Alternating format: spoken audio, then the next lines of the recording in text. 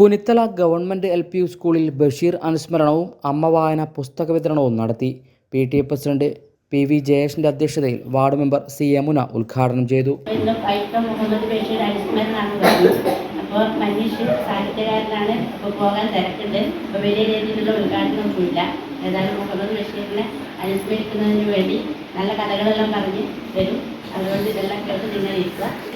ഈ ഉദ്ഘാടനം നടത്തിയതേ അറിയിക്കുന്നു. ചടങ്ങിൽ സാഹിത്യകാരൻ മനീഷ് മുഴക്കുന്ന് ബഷീർ അനുസ്മരണം നടത്തി. എന്ത് കഥകൾ നിങ്ങൾക്ക് ഇഷ്ടം? എന്ത് കഥകളാണ് ഇഷ്ടം? ആനേൻ്റെ കഥയാ?